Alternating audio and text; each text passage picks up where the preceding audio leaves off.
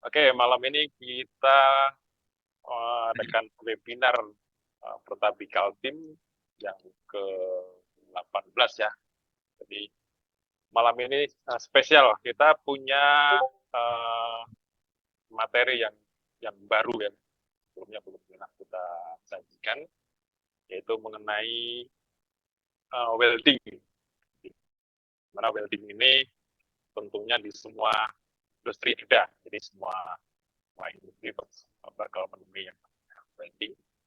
Di sini nanti akan dibawakan oleh ahlinya dari bapak-bapak dari PT Maxima Exam Solusi.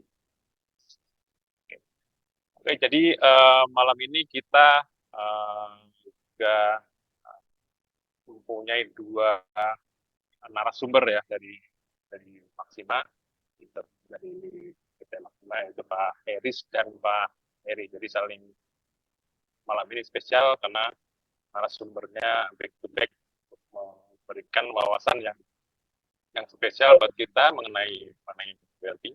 Nah, di mana mereka adalah ahli dari sambungan besi dan besi gitu ya.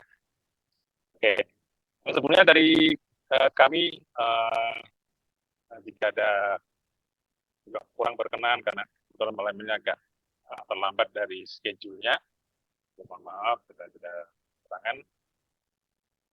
Selanjutnya nanti kita akan mulai sesi webinar malam ini. Kita mulai pertama saya akan membacakan susunan acara malam ini. Pertama adalah pembukaan, kemudian yang kedua adalah pemutaran Indonesia Raya dan Mars Pertabi, dilanjutkan oleh sambutan perwakilan dari Pertabi. Kemudian visi utama malam ini adalah penyampaian materi yang akan disampaikan oleh narasumber kita, dilanjutkan dengan tanya jawab, dan kemudian ditutup dengan spesial di malam ini ada pemberian door prize dan foto bersama. Oke, sebelumnya setelahnya kita lakukan pemutaran Indonesia Raya dan Mars Pertabi. Mbak Lida, kita silakan.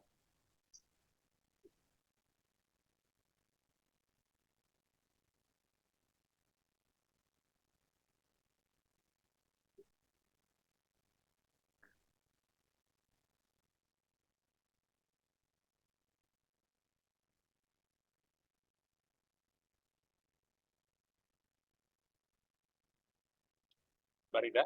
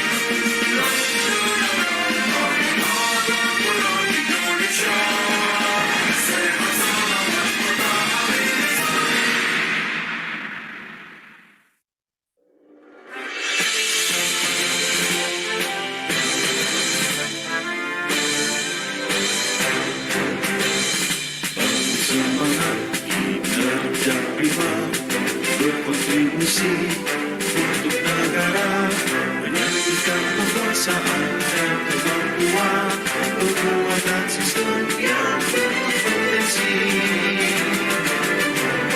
Yang anak bangsa diri dan berprestasi, utamakan kesamaan di dalam bekerja, menuju integritas dan saling peduli, berdedikasi tinggi.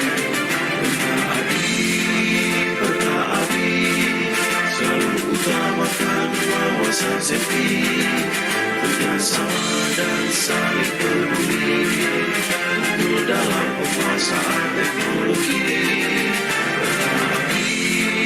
Bertaati, berintegritas tinggi, berkontribusi aktif sebagai mitra, sehat selamat bertaati bisa. Bertaati, berintegritas tinggi, berkontribusi aktif sebagai mitra, sehat selamat bertaati bisa.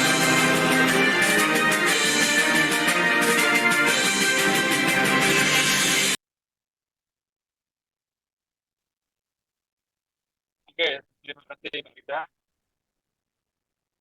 Nah, oh ya, di Bapak yang baru hadir net itu ada background webinar kita malam ini. Kalau nanti sama-sama memakai background tersebut, kita ada satu jadi foto bersama untuk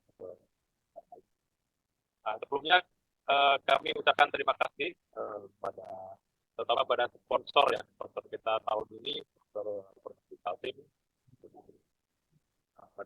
dukungan dari mereka webinar malam ini bisa terlaksana dengan baik.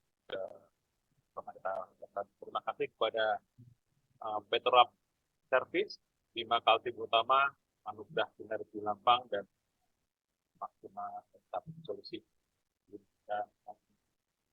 Lalu mendukung acara-acara kita Kaltim terutama, dan saya ucapkan juga kepada tim Pertabi Kaltim telah didukung dan melaksanakan acara ini dengan yang baik, terutama di balik layar ada Arida dan teman-teman semuanya di Pertabi Kaltim. Terima kasih.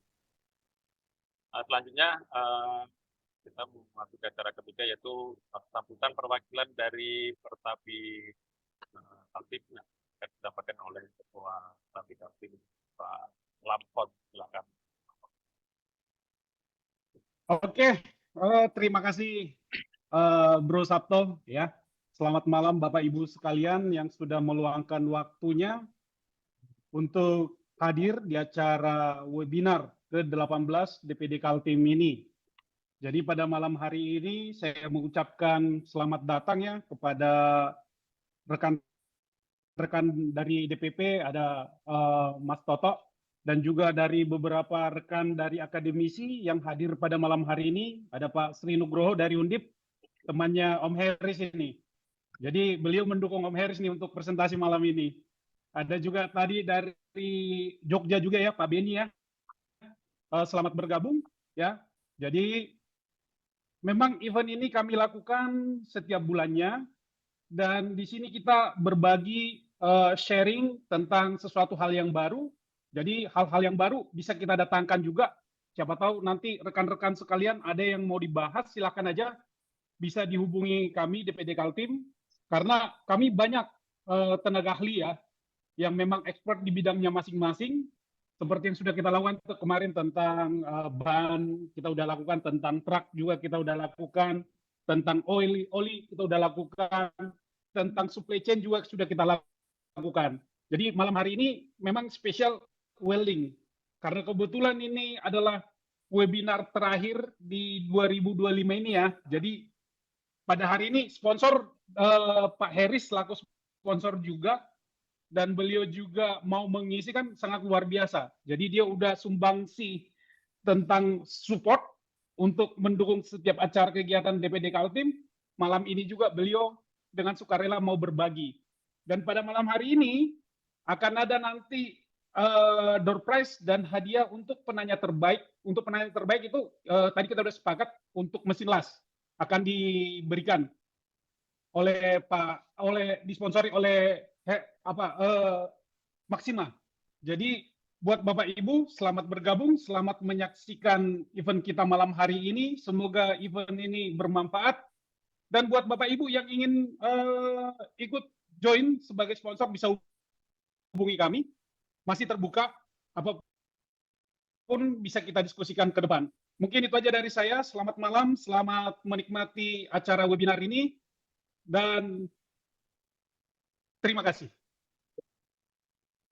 Oke, terima kasih Om Lahot. Ternyata banyak tamu penting malam ini ya. Dari malam ini memang luar biasa disaksikan oleh orang-orang ini balik layar ini terutama ya. Oke, sebelum melanjutkan, tadi sudah disampaikan oleh Pak Lahot, malam ini kita ada door prize spesial. Jadi door prize ini akan kita undi. Nanti ada kita lakukan undian ke semua peserta. Jadi nanti di chat atau di kolom obrolan itu nanti akan di-share oleh admin kita absensi. Jadi Bapak Ibu diharap untuk mengisi absensi yang sudah di-share nanti, bakal di-share nanti itu akan kita undi. Kemudian door prize, ada beberapa door prize malam ini. Dan untuk door prize utama, seperti disampaikan Pak Lahot tadi, adalah akan diberikan kepada penanya yang paling, nggak ada penanya bagus atau jelek, nggak ada. Teman nanti narasumber akan mengambil penanya yang paling fenomenal lah, gitu ya, dipilih dari narasumber. Jadi diharap Bapak Ibu stay tune sampai akhir. Jadi selama pemaparan materi nanti silahkan untuk memberikan pertanyaan lewat chat. Nanti kita jadi tanya jawab. Jadi nanti atau ya chat di Twitter. Jadi langsung kita menuju ke acara utama, yaitu pemaparan materi dari kita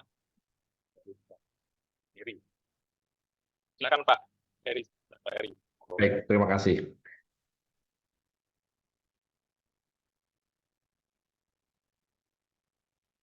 Jelas gambarnya, Pak?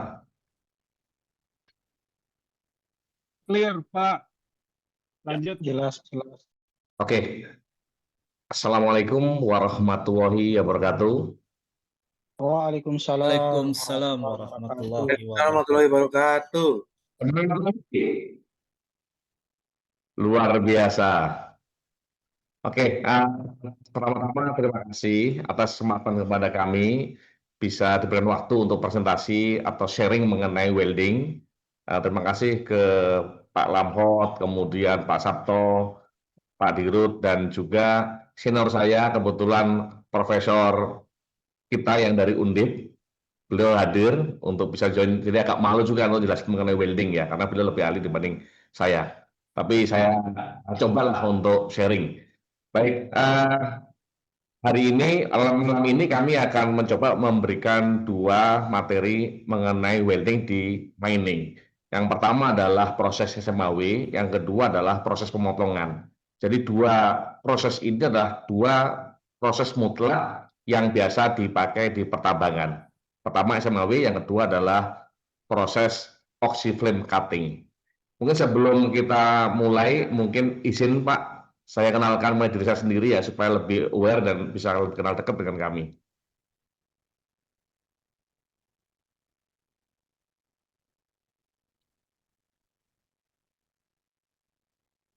Oke, nama saya Heris Agung Alamsyah, pernah kuliah di TB tahun 94, lulus 5 tahun Pak, zaman dulu 5 tahun termasuk cepat ya, kalau sekarang 4 tahun, 3 tahun udah luar biasa. Kemudian saya juga sebagai degree International Welding Engineer, pernah sekolah untuk IWE, dan pernah training di Jerman, pernah training di Amerika. Jadi hampir selama 25 tahun Pak, bahkan lebih ya, mungkin hampir 30 tahun selama hidup saya berkecimpung dalam bidang welding.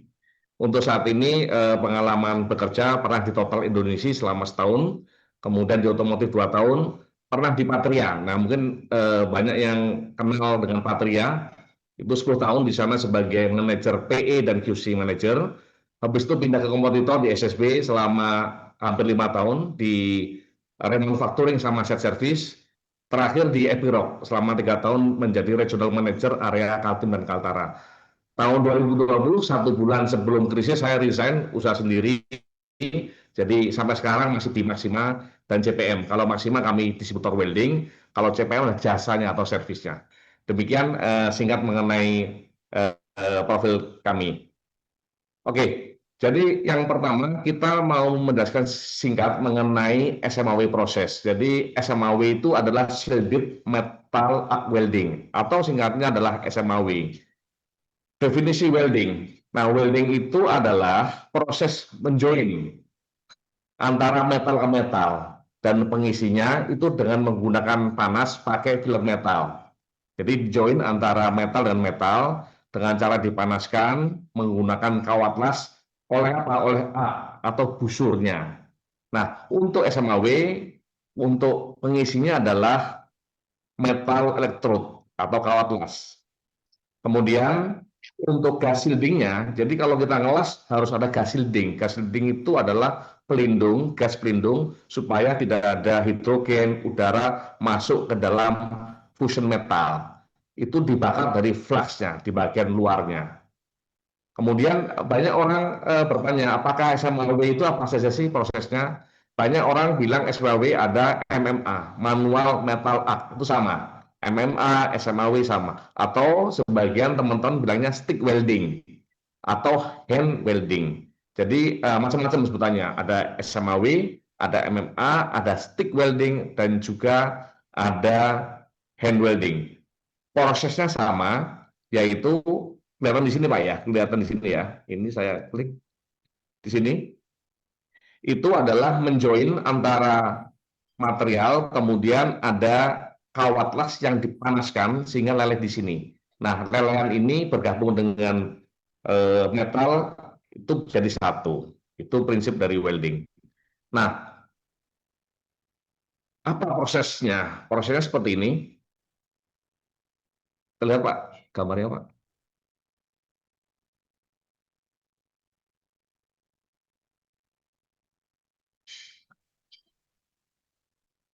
Nah, proses untuk SMAW itu terdiri dari power source. Jadi di prinsipal teknik dasarnya adalah ada power source atau orang bilang mesin las. Kemudian ada yang namanya electrode holder, jadi pemegang sticknya. Kemudian ada namanya klem. Keduanya dihubungkan sama kabel, positif sama negatif. Dan di sini adalah benda kerja. Bagian sebelah kanan itu adalah elektrod. SMAW itu elektrod coating, kemudian ada core-nya. Jadi yang untuk nyambung itu adalah metalnya di dalam fluxnya. Kemudian fluxnya dibakar itu kan mengeluarkan namanya protective gas ya. Jadi untuk melindungi supaya weld metal tidak terisi oleh oksigen dan sebagainya.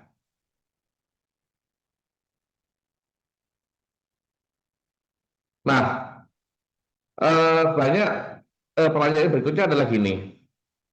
Prinsip apa namanya proses apa yang paling banyak dipakai di site di mining. Jadi yang paling banyak di mining itu adalah pakai SMAW. Jadi pada saat kita kerja di site tidak ada yang namanya tabung oksigen, tidak ada namanya tabung CO2 dan sebagainya. Yang ada hanya apa namanya listrik doang. Apa yang ada itu yang kita pakai. Jadi yang di sana yang paling pertama dipakai untuk proses di mining adalah SMAW. Kenapa? Karena adalah low initial startup atau yang paling murah prosesnya adalah SMAW. Kemudian yang kedua adalah itu paling gampang dipakai Pak. Hanya pakai stick, kemudian dipasang, udah bisa ngelas. Kemudian simple dan sangat cepat untuk setupnya. Kita bandingkan kalau kita gunakan FCAW atau MIG ya, atau TIG dan sebagainya, itu butuh waktu untuk kita sediakan namanya regulator CO2, regulator yang namanya carbon mix, atau kemudian kita harus ada namanya gas piping dan sebagainya. Tapi kalau untuk SMAW sangat singkat. Kemudian yang berikutnya adalah tidak perlu external shielding gas. Bayangkan kayak kemarin kita di site-nya Sesayat MKP itu untuk dapetin gas shielding ya semacam argon mix atau codo susah sekali karena produksinya di Jawa. Untuk datengin susah sekali transportasi dan sebagainya. Sehingga yang paling simpel adalah menggunakan SMAW karena tidak perlu shielding gas. Shielding gas dia didapatin dari fluxnya yang di bagian luarnya. Tapi kalau proses yang lain seperti MIG itu perlu ada dari eksternal, ada CO2, ada argon mix dan sebagainya. Kemudian selain itu yang paling penting adalah dia tidak sensitif terhadap karat dan terhadap angin. Kalau kita bicara mengenai di workshop, hampir semua menggunakan flux core. Kenapa? Lebih produktif ya. Tapi kalau flux core itu dipakai di site, kita ngelas paket di luar, dambori di luar, begitu banyak angin, itu akhirnya blur semua. Tetapi dengan proses SMAW itu bisa melindungi karena ada fluxnya tadi. Yang kedua juga dia bisa menghancurkan ras atau karat. Banyak kita punya material, kita taruh di shed itu kan ditaruh di luar saja ya, itu pasti karatan, apalagi nggak ada coating, karatan, kena hujan dikit karat, kena udara lembab karat, sehingga timbul yang namanya karat. Begitu ngelas, kalau dia menggunakan FCAW, karatnya itu akan menbikin blowhole, pinhole dan blowhole, jadi defect gitu ya. Tapi kalau kawat lasnya menggunakan elektrod, itu dia bisa dihajar habis, jadi karatnya langsung mental, nggak masuk ke dalam fusion weldingnya. Terus selain itu dia SMAW itu sangat fleksibel, bisa dipakai di outdoor bisa dipakai di indoor bisa. Dan elektrod itu bisa sangat panjang, Pak. Bapak bayangkan kalau kita ngelas yang namanya di cool processing plant, bayangkan kalau kita gunakan GMAW, mesin lasnya hampir 100 kilo kita angkat ke atas kan nggak mungkin. Jadi kita bisa gunakan mesin las di bawah, kita hanya butuh kabel power hampir 100 meter, kita ngelas yang paling tinggi pun itu bisa. Dan ini efektif ya, di rig, di teman-teman di cold processing plant itu menggunakan kabel power sampai 100 meter tanpa mengurangi ampere dari mesin las tadi. Ya, jadi sangat-sangat mencapai semua lokasi bisa. Kemudian yang bagusnya sekali adalah untuk pengelasan stick itu bisa untuk pakai all position, dari mulai downhand, horizontal, vertikal, termasuk overhead, mereka bisa. Tinggal disesuaikan dengan ampere dan juga tipe kawat lasnya yang ada. Dan bagusnya lagi, untuk SMAW itu bisa dipakai untuk hampir seluruh material yang dipakai di mining. Mostly mungkin 80% material yang di mining itu adalah carbon steel. Jadi dari mulai carbon steel biasa, low alloy seperti bis 80 itu low alloy element, kemudian ada high tensile strength itu juga bisa, ya. Stainless steel itu juga bisa, nickel base cast iron itu bisa. Cast iron biasanya untuk kayak engine itu bisa untuk repair di sana. Atau untuk stainless steel ataupun aluminium itu untuk tangki-tangki itu bisa kita menggunakan SMAW, tinggal hanya ganti kawat lasnya saja. Nah, kalau kita bicara plusnya, tentu saja ada negatifnya. Kenapa kok nggak sekarang umumnya kok di set hanya pakai SMAW, tapi kalau di workshop kok enggak? Yang jadi problem utama adalah proses SMAW itu sangat rendah deposition rate-nya. Maksud deposition rate itu adalah produktivitasnya. Kenapa? Karena kita bakar kawat las yang dibakar yang bisa menjadi penyambung adalah bagian tengahnya saja. Sedangkan bagian luar, fluxnya itu terbakar, tentu jadi gas, jadi nggak efektif. Mungkin dari kawat las 1 kilo, hanya 60% yang dipakai buat bahan penyambungnya. Satu itu. Yang kedua adalah kawat las itu panjangnya hanya sekitar 320, 350, 400, sampai 450 mili. Di Indonesia kebanyakan 350, Pak, 350 mili, 35 cm segini. Nah, kita pernah nyoba untuk menjual kawat las yang lebih panjang, 450. Itu protes semua welder nggak mau. Jadi kalau welder Indonesia itu tanda kutip cenderung nggak mau repot. Kan makin panjang kalau kita sebagai pimpinan kan pengen makin panjang, lebih efisien dan efektif ya. Supaya sisanya sedikit ya. Tapi mereka malah nggak mau, nggak laku. Tapi di luar negeri itu malah yang pendek itu nggak laku. Yang laku adalah 450 mili. Jadi panjangnya itu menentukan low deposition efisiensinya. Jadi dari panjang 350 itu dipakai, mungkin sisa sekitar 5 cm harus dibuang dan ganti lagi. Terakhir adalah low water factor. Jadi ngelas pakai stick itu pasti akan ada namanya slat-nya. Slat-nya itu akan menutupi dari weldingnya itu. Tujuannya apa? Tujuannya supaya nggak ada udara masuk. Kita harus bersihkan. Jadi dipakai chipping hammer bersihkan. Ini loss juga ya. Kalau kita bicara mengenai efisiensi, mungkin 20% waktu welder kita hanya buangin traktornya saja. Itu tidak efisien sama sekali ya.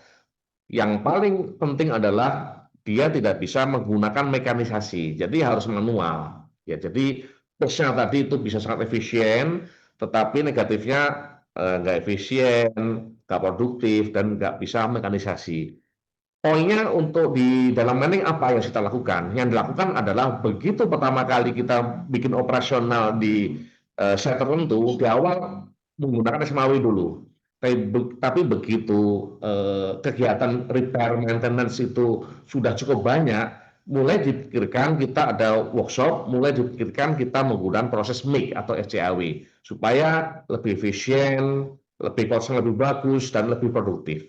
Seperti itu. Nah, untuk SMAW seperti disampaikan lagi, Bapak hanya investasi saja, 1-2 mesin las saja di mana di site, itu Bapak bisa melakukan repair semua macam material yang ada. Kuncinya mesinnya sama, orangnya sama, tinggal beda di kawat lasnya. Bisa ngelas karbon steel, dari mulai Bapak dan body itu karbon steel semua. Tangki, trailer, dan sebagainya itu karbon steel. Cuman ada berapa bajanya ini yang memiliki high tensile strength ya, kayak dam body sebagian menggunakan wear plate, sebagian menggunakan bis 80 itu high strength alloy, atau bahkan ada juga yang kita bicara engine itu pakai cast iron, tinggal diganti saja. Atau untuk tangki ada sebagian menggunakan stainless steel atau aluminium, tinggal ganti kawat las, proses welding itu bisa mengcover semua. Tinggal kita ajari weldernya supaya terbiasa di training untuk material-material tadi. Welding itu bukan hanya untuk nyambung-nyambung. Kalau saya dulu di SSP singkatannya sambung-sambung besi. Sebetulnya untuk welding bukan hanya untuk sambung-sambung besi, tetapi juga bisa digunakan untuk repair dan maintenance, yaitu hard facing. Hard facing itu adalah pengerasan di area tertentu. Bayangkan kalau kita punya bucket, kan harus digging, harus gerus dan sebagainya, kena pasir silika, pasti aus. Kalau semua material harus menggunakan material yang tahan aus, mahal sekali. Jadi sebagian komponen yang berinteraksi dengan material abrasif itu dilakukan hard facing. Tertentu saja diperkeras. Bisa menggunakan kawat las kobalt A, chromium carbide dan sebagainya, banyak macam. Kemudian selain itu ada juga komponen-komponen yang perlu di build up kayak Trekpetsu. Trekpetsu kita bicara TC3000, kita bicara Hitachi 2500. Itu harganya mahal sekali ya. Trekpetsu itu bisa sampai baru 2-3 M. Kalau baru, padahal itu bisa di salvage, bisa di repair. Caranya apa? Caranya kita build up laknya. Yang dia ausnya 60%, tinggal tambah daging, habis itu bagian atasnya dikasih overlay hard facing. Nah, cost-nya sangat-sangat reduce ya. Kalau kita beli baru mungkin 3 miliaran ya, tapi kalau kita repair mungkin hanya 10%, 300 jutaan udah bisa. Itu termasuk dari mulai ngewat lasnya, tenaga kerja, dan sebagainya. Selain kita ngomong repair and maintenance, welding juga bisa untuk motong. Nah, yang namanya carbon arc gouging. Jadi kalau di dunia, proses welding elektrod itu yang menemukan adalah namanya Oxwald, itu orang Swedia. Itu yang menemukan elektrod pertama, orang Swedia tahun 1928, start segitu. Dia menemukan pertama. Jadi ESAP, ESAP namanya, nama orangnya OK. Jadi kalau kita lihat kalau ESAP OK itu adalah singkatan dari penemu proses welding yang pertama. Yang kedua adalah carbon arc gouging. Yang menemu adalah Archair. Perusahaan Archair itu dari USA. Jadi dia bisa menemukan cara motongnya menggunakan las. Jadi dipanasin, dikasih angin, ditembakkan ke dalam metal, bisa putus. Nah, kebetulan Archair sudah dibeli oleh ESAP. Jadi memang teknologinya ESAP dari zaman dulu. Oke, jadi welding, repair maintenance, dan cutting itu untuk prosesnya. Nah, ini adalah skematiknya. Kita lihat ada mesin las di sini, ada welding cable, ada elektrod, ada retenkan dan sebagainya. Nah, ini kalau mesin las itu usianya ya bisa tahunan ya. Kami pernah ke Bontang, kami pernah dengan kapal itu ada mesin las SF itu sampai 25 tahun masih ada. Tetapi yang sering rusak itu adalah holdernya. Jadi kalau proses welding yang consumable-nya adalah holder, ini perlu kita spare, kemudian klaimnya juga perlu selain kawat las sendiri. Jadi proses repair itu sangat murah untuk welding sebetulnya. Nah, welding untuk SMAW itu sering disebut constant current karena yang dibikin konstan adalah arusnya. Nah, seperti ini, sederhana sekali. Di sini hanya ngatur ampernya itu untuk menentukan besarnya arc yang dihasilkan untuk meluluhkan atau melelehkan yang namanya elektrod itu. Nah, ini gambarnya hampir semua mesin las sama display. Bapak-bapak kalau punya tim di bawah, mungkin bisa lihat di sini, mesin las hampir semua multiproses, bisa ada namanya proses selector switch. Kita pilih. Ini mau ngelas stick weld boleh, mau ngelas SMAW boleh, atau juga mau ngelas carbon gouging tinggal dipilih. Nah, kemudian kalau mesin las yang bagus itu perlu ada namanya remote control. Mesin las taruh di bawah, kita mau ngelas di atas. Jadi ada perlu remote control yang harus mendampingi welder pada saat naik ke atas. Bayangkan mesin lasnya itu ada di bawah, kita harus nge-repair full crossing plan gitu ya, atau ngelas bagian dalam tangki. Itu kan jaraknya lebih dari 4 meter. Jadi orang harus masuk kabelnya dari samping tangki masuk ke dalam itu mungkin lebih dari 20 meter. Bahkan ada yang lebih dari 100 meter. Itu pakai remote control. Tujuannya adalah di samping welder dia akan mengejas namanya parameter ampere. Seperti itu. Selain itu ada namanya hot start. Ini zaman dulu welder itu harus orang yang expert dan harus ahli. Kalau zaman dengan teknologi welding mesin yang sangat bagus, itu ada feature yang namanya hot start sama ACFOS. Mungkin buat bapak-bapak semua pernah waktu kuliah atau waktu SMK latihan untuk ngelas ya. Kalau mesinnya mesin las kuno pada saat kita ngelas pertama, itu nempel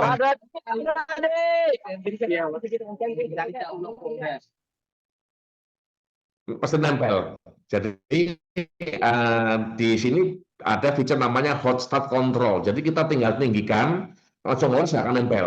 Bahkan di ESAP itu ada mesin yang nggak bisa gagal gitu ya. Jadi pernah diuji, coba welder, kamu kalau bisa tempelin ngelas pertama nempel dikasih hadiah. Nah, dicoba nggak akan bisa nempel. Kalau zaman dulu kalau kita nggak ahli kan waktu ngelas pertama nempel terus ya. Nah, kalau yang sekarang namanya hot start, tinggal setting hot startnya itu langsung bisa ngelas dengan sempurna. Termasuk juga FOS. FOS itu adalah untuk ngejas mengenai tembusannya. Bapak kan kalau kita ngelas, kalau ngelas tangki sebesar 2 meter, kita bisa ngelas bagian luar dan bagian dalam. Mas ada api.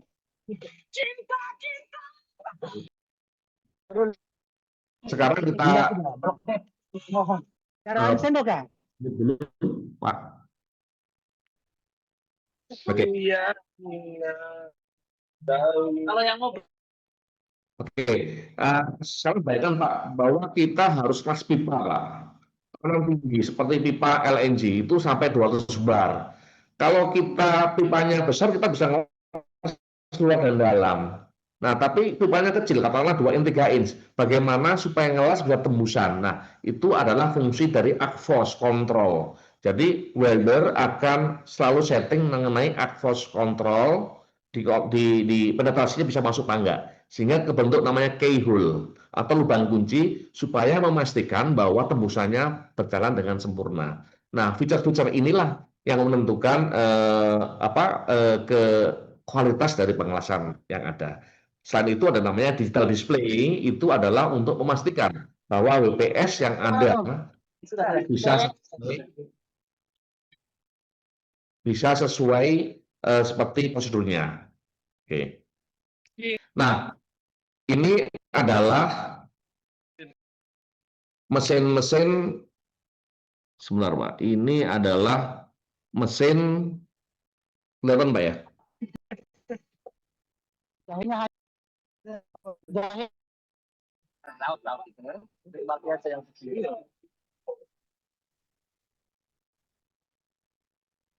Adalah teknologi mesin, Pak. Jadi mesin las itu teknologinya makin lama makin berkembang. Zaman dulu teknologi mesin las sederhana sekali itu namanya trafo, transformer. Jadi mengubah arus dari AC ke AC itu untuk melelehkan elektrod. Jadi ada 3 tahapan. Pertama adalah trafo, kedua adalah rectifier, yang ketiga adalah inverter. Jadi masing-masing punya plus minus. Nah, ini zaman dulu, Pak. Mesin las zaman dulu tuh kalau kita lihat tuh sangat berat sekali. Satu mesin tuh bisa sampai 150 kilo. Tapi apa? Tapi kekuatannya sangat luar biasa karena komponennya sederhana. Dalamnya hanya isi trafo. Jadi jarang rusak, mau 30 tahun, 50 tahun tuh ada. Bahkan tipe CF25 S1 itu di kapal, di galangan kapal di sini atau di badak itu sampai 35 tahun masih bagus. Karena apa? Karena hanya trafo doang. Nah, tipe yang pertama trafo itu mensuplai tipe AC. Harganya murah karena saya trafo. Kemudian sangat simpel. Kemudian tidak ada aglo. Performanya bagus sekali, HP-nya tinggi. Cuman minusnya adalah ini nggak safe, Pak. Kalau AC itu dibandingkan DC lebih bahaya AC. Ada potensi risk mengenai dia strum gitu ya. Kemudian untuk settingnya susah. Untuk setting AC itu susah. Mau pakai kawat las kecil, menengah atau besar itu sangat susah. Dan juga dia tidak bisa ngelas pakai DC electrode. Itu adalah negatifnya. Kemudian zaman kedua itu menggunakan rectifier. Rectifier itu sudah pakai DC. Nah, dengan ada komponen elektronik itu dia bisa memudahkan setting kontrol, kemudian bisa setting minimal current-nya, terus bisa pakai remote dan sebagainya. Kemudian energinya lebih rendah dibandingkan pakai trafo. Dan juga sudah bisa untuk pakai thick well. Minusnya ini masih lebih berat, ya masih lebih berat. Nah, terakhir teknologi ini adalah untuk trafo ya, power source-nya dari AC.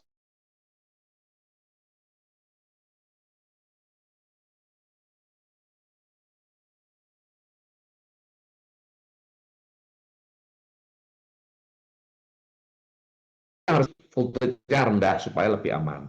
Nah, kalau pakai rectifier itu sudah ada komponen elektroniknya, sehingga dari trafo larinya ke komponen elektronik, sehingga outputnya dari AC menjadi DC. Ya, dari AC ke DC, tetapi tetap low voltage, tapi current-nya tinggi. Sehingga trafo yang dipakai nggak terlalu besar. Jadi urutannya kalau pakai trafo gede banget, kalau rectifier lebih kecil, yang terakhir adalah inverter, itu paling kecil. Nah, seperti ini. Jadi ini adalah untuk yang inverter pakai current lebih bagus, ya, stability-nya lebih oke, tapi harganya lebih mahal. Nilai minusnya adalah lebih mahal, tidak sekuat rectifier dan bisa ada magnetic aglo. Cuman ya teknologi inverter ini zaman dulu kurang bagus, tapi dengan teknologi sekarang itu hampir sama bagus seperti rectifier. Jadi sekarang sudah sangat jarang customer kami menggunakan model trafo atau rectifier, hampir semua pakai inverter. Kecuali sebagian kecil galangan kapal itu masih maniak sama pakai trafo. Dan juga ada customer kami, contohnya Rea yang di perusahaan Australia untuk palm oil, itu sangat senang masih pakai trafo ya, karena buat mereka itu mesin lasnya ditaruh di hutan-hutan, ditinggal berapa bulan itu masih bisa dipakai. Jadi tergantung kepada paradigma customer, tapi mostly sebagian banyak customer kami udah menggunakan trafo karena sekuat rectifier seperti itu. Nah, ini adalah inverter, ada rectifier, trafonya, kembali trafo lagi, rectifier, induktor, ini keluarnya di sini. Ya, ini inverter. Dari AC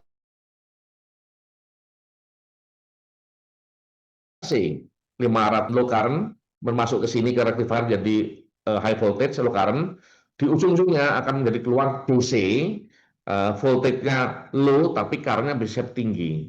Kami bahkan punya mesin las yang bisa mencapai sekitar untuk ngelas FCAW ya 750 ampere. Kalau SAW bisa sampai 1000 ampere, bisa pakai 1250 ampere.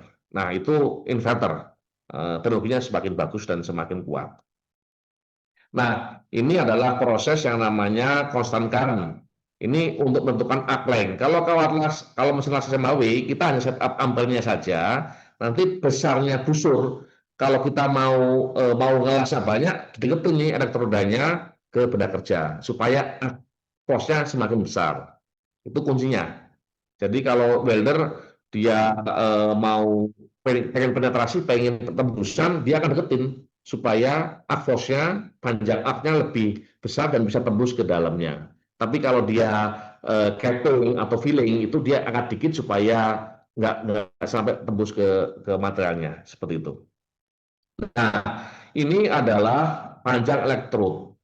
Dari pengalaman kami di Indonesia yang paling laku adalah 350 mili. Pernah kami coba dari India 450 mili, cuman nggak laku karena begitu struktural sama bos-bosnya, terutama yang di kapal, bilangnya, oh nggak enak Pak, karena orang biasanya kelas begini, begitu 450, dia harus begini. Jadi mungkin karena nggak biasa, dia untuk kontrol ujung rodnya susah ya, jadi mereka bilang nggak enak. Nah, itu isinya adalah bagian dalamnya adalah besi biasa Pak. Yang membedakan itu adalah di situ ada namanya fluxnya, dilapisi sama flux, ada bondingnya, jadi seperti lem. Jadi pelapisan seperti itu. Yang nyambung hanya besinya, sedangkan bagian luarnya itu ada fungsi bonding, fungsi supaya nggak ada uap masuk, atau ada tambahan alloying element sebagai penguat sambungan las supaya sesuai dengan sambungan material sendiri. Nah, ini salah satu fungsi. Pertama untuk fluxnya shielding gas. Jadi Bapak kalau seumpama punya elektrod kemudian flux yang hilang itu udah nggak bisa dipakai karena akan pasti blow hole. Karena fungsi dari dibakarnya flux itu adalah sebagai shielding gases. Yang kedua adalah deoksidasi. Yang ketiga adalah alloying. Ini yang paling penting. Jadi Bapak kalau kita bicara melakukan pengelasan hot flashing, pengelasan cast iron, pengelasan high strength low alloy, itu kalau ngelasnya nggak bisa pakai sembarangan. Kita sering dengar namanya 6013. 6013 itu untuk medium karbon. Bisa dipakai untuk ngelas pagar yang nggak ada bebannya. Atau ngelas mungkin untuk dinding-dinding itu ya, yang nggak ada beban itu boleh 6013. Nah, tapi kalau begitu struktur itu harus menggunakan E7016 atau bahkan kalau untuk ngelas adaptor, untuk cat, untuk liber dan sebagainya, atau untuk sambungan sasisnya Komatsu, sambungan sasisnya Caterpillar, itu menggunakan E110. Bedanya apa? Besinya sama untuk ngelasnya. Bedanya adalah di fluxnya itu ada namanya alloying element. Jadi agent penguat isinya adalah kromium, nikel, dan sebagainya. Kemudian juga bisa untuk insulasi. Itu adalah fungsi dari elektrod yang di bagian luar kawat las sendiri. Nah, secara umum ada 3 fungsi, ratil, basic, sama hidrolosa. Tujuannya apa? Tujuannya untuk, kalau zaman dulu cuma satu tipe, tapi zaman sekarang kan ada orang yang pengen ngejar cepatnya, ngejar tembusan, dan sebagainya, sehingga diciptakan macam-macam. Basisnya adalah pakai selulosa, hampir semua pakai ini, supaya ngejar cepat, produktivitasnya tinggi. Nggak lama-lama, itu ada namanya selulosa. Kalau basic zaman dulu, kalau sekarang selulosa. Nah, selain itu pada saat kita milih kawat las itu harus tergantung dari parent metalnya, apa yang mau dilas ya. Jadi ada yang unalloy, ada low alloy, ada high alloy. Jadi Bapak kalau ngelas paket itu banyak sekali salah ya. Kita ngelas paket yang crack-crack itu ngelasnya pakai 6013 karena mungkin weldernya nggak begitu paham atau pengawas yang kita nggak paham, pakai kawat las yang biasa sehingga begitu nggak lama nggak dipakai nggak begitu lama udah pecah lagi. Jadi untuk kawat las harus matching strength dengan base material. Bahkan kalau kita waktu saya pengalaman di Tria ada namanya kriteria matching strength, di mana kawat las harus lebih tinggi dibandingkan material. Kenapa? Karena in case kalau semua materialnya itu paket nggak benturan dan sebagainya, namanya welding kan pasti nggak 100% oke ya. Begitu ada defect dikit pun itu masih bisa lebih kuat dibanding base metalnya. Jadi itu kriteria matching strength. Banyak waktu saya ke site, ke beberapa kali kami nge-repair paket dan sebagainya, vendor-vendor sebelumnya atau orang sebelumnya menggunakan kawat las yang nggak sesuai. Harusnya lebih tinggi dibanding base metalnya. Nah, ini manufakturnya, Pak. Jadi tadi udah bicara mengenai kawat las itu. Gimana bikinnya? Bikinnya sangat sederhana. Itu hanya lembaran dari kawat saja, Pak. Tinggal dimasukin ke dalam pelurus, dipotong-potong, kemudian dikasih yang namanya bonding agent berupa flux, habis itu dipotong-potong. Sangat-sangat simpel. Di Indonesia itu banyak pabriknya, ada 2 atau 3. Cuman hampir semua, sayangnya hampir semua pabrik kawat Indonesia itu tutup.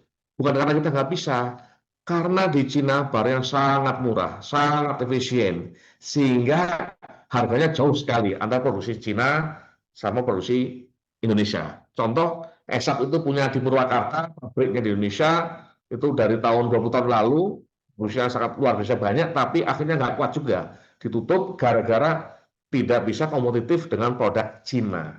Nah, itu yang jadi PR buat kita sebetulnya. Nah, setelah dipotong, itu masuk ke dalam oven untuk dibakar, dan dimasukkan ke dalam vakum pack. Itu supaya nggak muncul moisture masuk ke dalamnya. Ini proses manufaktur, sangat sederhana, Pak ya. Jadi Bapak bisa lihat seperti ini gambarannya. Kemudian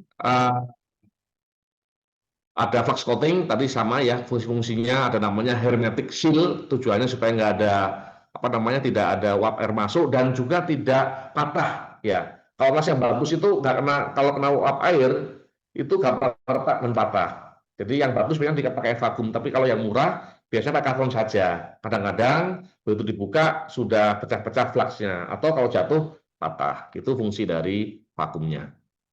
Nah, ini selulosa, ini basic, ini rutil. Jadi pada saat kita mau pakai ada sisa, itu sudah di packing, dibakar. Jadi wajib kalau kita nge-repair bucket dan body menggunakan electrode, pasti ada sisa, Pak. Itu Bapak harus sediakan namanya ovennya untuk manasin supaya moisture tidak masuk ke dalam kawat las. Loh, kalau soal masuk moisture-nya apa yang terjadi? Yang terjadi adalah pada saat ngelas itu akan timbul yang namanya defect. Itu bisa bluhul, bisa pinhole. Kalau belum sampai pinhole apa yang terjadi? Kekuatannya akan separuh dari material. Jadi kalau kita ngelas sama-sama tebal 16 mili, dilas begitu, harusnya bisa nahan beban let's say 20 ton. Dia mungkin 10 ton udah crack, di mana jelasannya? Itu redo. Itu luar biasa. Harga kawat las nggak begitu mahal, tapi Bapak harus stop mesin nggak ada modinya stop dan sebagainya. Itu sangat sayangkan, sehingga untuk mendapatkan kualitas yang bagus Bapak harus cek proses sebelumnya dari kawat lasnya, weldernya tersertifikasi apa tidak, mesin lasnya terkalibrasi apa tidak, kemudian kabelnya oke apa tidak dan sebagainya. Jadi banyak faktor-faktor parameter yang di las yang harus kita jaga supaya kualitasnya bagus. Termasuk ini untuk masukin ke oven.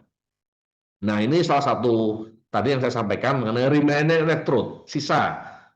Nggak boleh langsung untuk welding, tapi harus mulai rebacking, seperti itu. Nah, ini adalah kode-kode kode-kode dari kawat las. Intinya kita harus hafal ini aja sih, Pak. 2 angka ini, XXX ini adalah menunjukkan tensile strength-nya. Jadi kalau E60, 60 itu adalah 60 KSI. 60 KSI itu adalah 42 kg per milimeter. Jadi setaranya adalah mild steel biasa. SS 400 sama E6013 setara. Jadi kalau Bapak ngelas pakai SN 490, bis itu pakai 613 itu udah pasti salah. Pasti nanti kalau ada beban yang berlebih, yang kalah adalah lasanya, bukan materialnya. Nah, ini aja Pak untuk yang perlu dipahami, E60, E70. Jadi minimal untuk di mining itu menggunakan E7018, E7016. Banyak brand yang bagus-bagus seperti Kobe itu bagus, kemudian Lincoln, ESAP, Cikbel, sebagainya. Itu oke. Nah, ini spesifikasinya ya, seperti itu. Ini nomor AWS. AWS itu adalah American Welding Society, ya, sebagai lembaga welding yang mengatur mengenai standarisasi dari mulai welder kualifikasi, pengujian, pengetesan, sertifikasi welder dan sebagainya. Ini salah satu contoh kode yang ada. Nah, ini proses SMAW, ada polarity, ada ampere dan sebagainya. Nah, apa yang membedakan pengelasan bagus sama tidak itu adalah di settingannya. Jadi settingannya adalah berapa ampernya, berapa voltasenya, berapa travel speed. Travel speed itu adalah kecepatan kita ngelas. Buru-buru juga nggak bagus juga. Makanya welder itu kerja dengan seni. Seninya apa? Sama hati juga, hati terutama. Jadi welding itu kan kita multi pas gitu ya. Kalau hatinya nggak enak, itu ngelasnya kalau nggak ada yang ngawasi dia asal ngelas. Dan itu ketutupan bagian belakangnya. Jadi kita nggak bisa ngerti nih, weldingnya bagus apa tidak. Kalau semua weldernya nggak oke ya. Jadi kita nyari welder yang harus bagus, punya passion, terus punya hati yang baik, itu supaya kualitasnya bagus. Ada AFOS, ada hostnut dan sebagainya. Nah, ini adalah salah satu contoh proses pengelasan yang sekarang diwajibkan seperti di Aman itu dia harus OCV-nya rendah. Jadi ada namanya VRD, Voltage Reduced Devices. Jadi supaya tidak ada sengatan listrik. Jadi itu penting sekali untuk beberapa mining owner mewajibkan mesin las harus punya feature VRD supaya nggak ada sengatan listrik. Nah, ini adalah pemasangan mesin las, jadi DCEP plusnya di holder atau plusnya di clamp itu sama aja, tapi nanti beda di covernya saja. Itu boleh dibolak-balik, nggak ada masalah. Nah, ini yang penting untuk melihat kualitas bagus apa tidak, itu kalau pengaruh dari arus yang besar, itu bentuknya seperti ini melebar ini ya, karena dia banyak yang meleleh gitu ya. Tapi kalau low current dia nggak matang, jadi dia mencembung seperti itu. Nah, kalau orang yang sudah pengalaman, dia bisa melihat bentuk bit yang bagus seperti apa, bentuk welding quality seperti apa yang bagus mereka tahu. Jadi harus pas antara settingan ampere sama speednya. Jadi kalau ampernya besar, speednya terlalu cepat, ya itu leleh kemana-mana, nggak bisa mateng. Gitu. Seperti itu kira-kira. Nah, ini diameter dari kawat las 24, 32, 40. Makin besar diameter harus makin besar ampernya. Jadi supaya cepat meleleh. Ini gambar aja pengelasan. Nah, ini juga sama. Welding voltage itu kalau kita ngelas settingnya welding voltage-nya itu besar, itu arc-nya besar. Arc-nya itu panjang busur, panjang arc dari mulai base metal ke holdernya, ke mana ke tip point dari elektrodnya. Makin besar voltage, jaraknya semakin besar, seperti itu. Nah, ini adalah satu bentuk visual. Gambarnya gini, kalau travel semakin cepat, travel itu gerakan, kita gerakin lasnya semakin cepat, bitnya semakin kecil ya, karena dia sangat cepat bergerak dan sangat cepat dingin sehingga kecil bitnya. Tapi kalau lebih slow, lebih lambat, dia masih panas, jadi dia sempat lari, bitnya lari ke samping-samping sehingga lebih lebar lagi, seperti itu. Ini AFOS tadi, kalau kita mau setup mesin las, mau tembusan, AFOS ditinggiin. Zaman dulu nggak ada, jadi agak susah cari welder zaman dulu yang expert. Kalau sekarang weldernya nggak begitu expert pun, selama mesin lasnya banyak fiturnya itu akan sangat terbantu. Jadi teknologi memudahkan welding quality.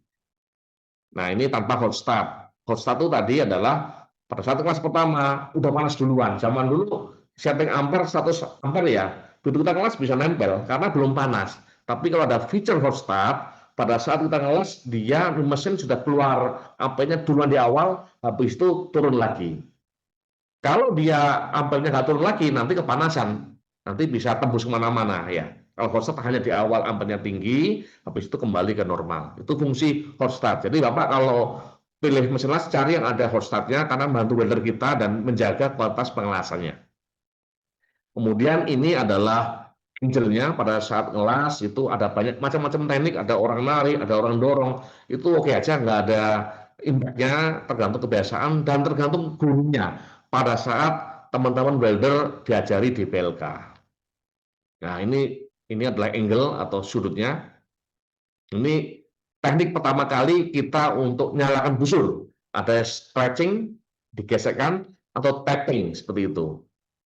Itu tekniknya, dua-duanya oke, itu untuk SMAW.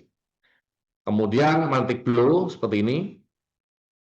Kemudian ini cara mengurangi arc blow. Maksudnya blow itu gini, pada saat kita ngelas flat wall itu bentuknya gini Pak ya, kelihatan Pak ya tangan saya. Flat wall itu gini, pada saat ngelas itu kan elektrodnya harus pas di tengah-tengah supaya weldingnya itu bisa menyatukan plat yang tegak sama yang datar sini. Tapi kalau ada mantik blow, nanti arc-nya itu bisa miring, bisa menggeser, sehingga nggak pas di tengah. Jadi nggak equal size length-nya, kiri dan kanannya. Seperti itu. Ini cara reduce seperti itu, dan sebagainya. Berikut ini mungkin dari kami untuk SMAW sudah selesai materinya. Izin untuk menambahkan untuk gas equipment-nya Pak ya. Gas equipment itu adalah proses yang wajib dan yang ada di lapangan. Cara motongnya Pak, karena banyak sekali kejadian ledakan, kejadian meledak Pak ya, namanya oksigen meledak, LPG meledak dan sebagainya. Jadi banyak hal-hal safety yang nggak diperhatikan pada proses pemotongan. Kami mau sharingkan mengenai penggunaan gas equipment yang tepat dan pemotongan yang tepat. Dari saya mungkin saya cukupkan Pak Sabto, izin untuk lanjut oleh Mas Heri ya.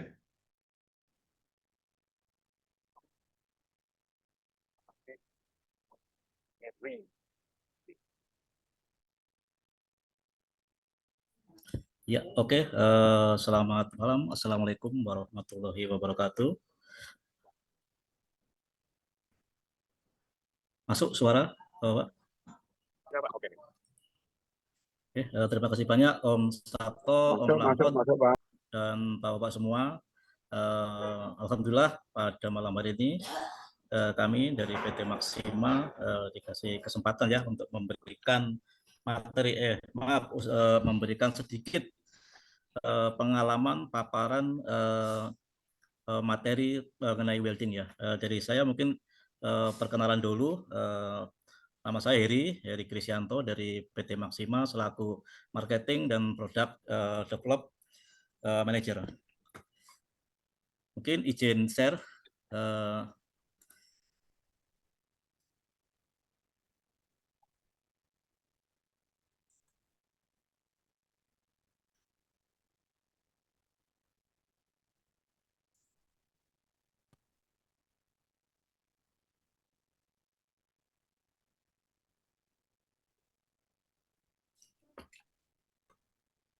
Sudah terlihat share screen dari saya, Bapak?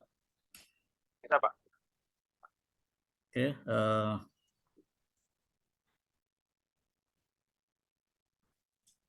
Berikut sedikit gambaran melengkapi dari beberapa materi dari Pak Heris untuk proses pengelasan FCAW dan SMAW. Berikut adalah beberapa komponen dari gas equipment system. Mungkin Bapak semua di lapangan ya sudah banyak sih untuk mengenal sih, untuk melihat barang-barang seperti di gambar tersebut, mulai dari regulator, flashback arrestor, tabung oksigen, ini untuk cutting attachment, di ujungnya ada cutting nozzle, dan juga ini regulatornya ada dua varian, yaitu oksigen dan asetilin, karena untuk sistem ini menggunakan oxyflame ya. Jadi produk dari kami, dari Sigwell, itu ada dua varian, yaitu menggunakan oksi-asetilin dan juga bisa menggunakan dengan oksi LPG. Ini untuk cutting toss-nya ada dua bagian, yaitu untuk di cutting attachment dan juga untuk blow pipe di handle-nya. Ini di belakangnya juga ada untuk flashback arrestornya. Oke, ini di belakang lagi ada sambungan untuk flashback ke hose oksi-asetilin yang langsung menghubungkan dengan regulator di tabung ya, tabung oksigen maupun asetilinnya. Oke, berikut untuk blow pipe system yang ada di produk kami, yaitu dari Sigwell. Ini sangat banyak ya untuk varian ininya. tetapi sangat efisien. Karena apa? Di Sequel sendiri terdiri dari untuk yang cutting maupun untuk heading dan juga untuk coaching. Ini juga bisa semuanya. Tinggal disesuaikan aja dengan kebutuhan di lapangan. Jadi untuk blow pipe langsung ke cutting attachment, tinggal pilih aja untuk waktu pemotongan bisa langsung menggunakan cutting nozzle untuk potong ya.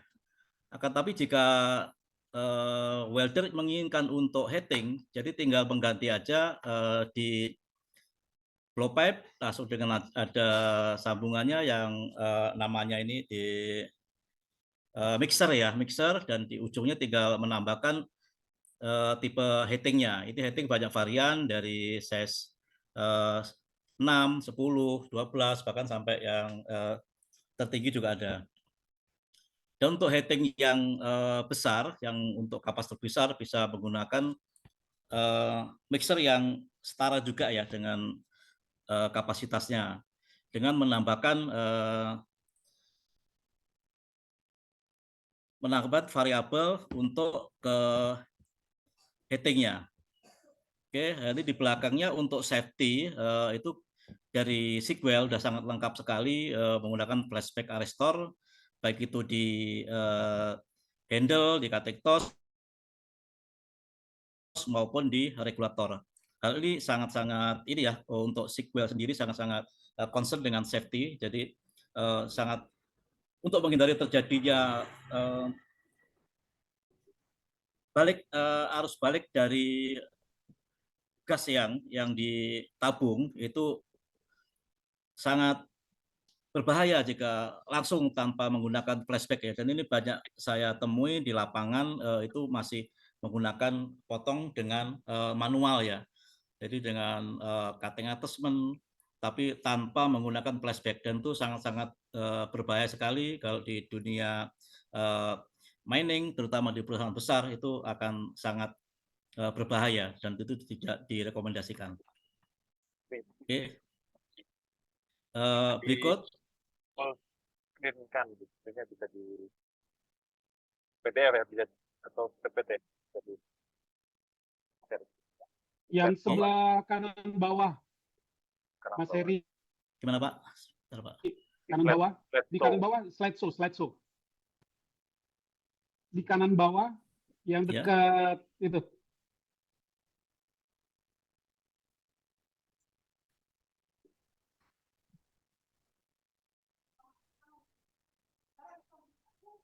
Ini? Oke, lanjut Pak, lanjut. Oke, tadi udah sampai sini ya. Oke, saya ulang kembali. Untuk dari produk Sequel sendiri itu menambahkan untuk produk safety ya, jadi untuk flashback. Kenapa? Karena di dunia mining, terutama di perusahaan besar itu mewajibkan untuk safety yang sangat tinggi ya. Jadi benar-benar harus standarisasi, apalagi di produk Sequel itu standarnya udah Australia banget. Oke, Pak Iris mungkin slide yang selanjutnya Pak.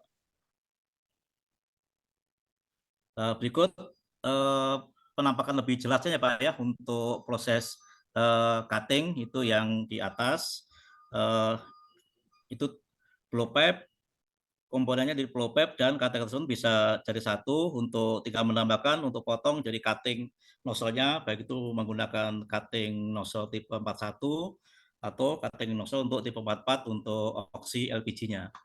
Oke, yang di samping ini untuk proses heating ya, jadi tinggal mengganti aja dari cutting attachment-nya itu diganti dengan menambahkan mixer untuk menghubungkan dari blow pipe ke heating tip yang dibutuhkan dari size yang terkecil sampai yang terbesar.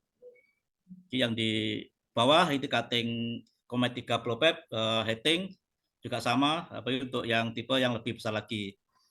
Oke, lanjut slide berikutnya.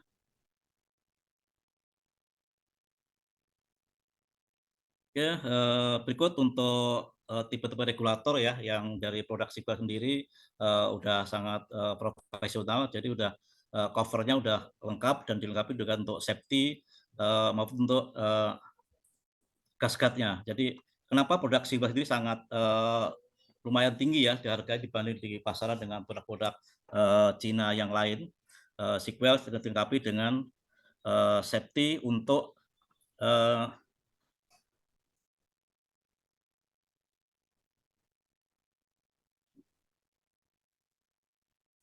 jadi jika terjadi sesuatu, misalkan dia itu ada terjatuh atau apa, jadi itu gasnya tidak akan meledak. Seperti kalau gas itu terjatuh, meledak, dia akan menimbulkan sesuatu yang sangat-sangat berbahaya. Lanjut, Pak Iris.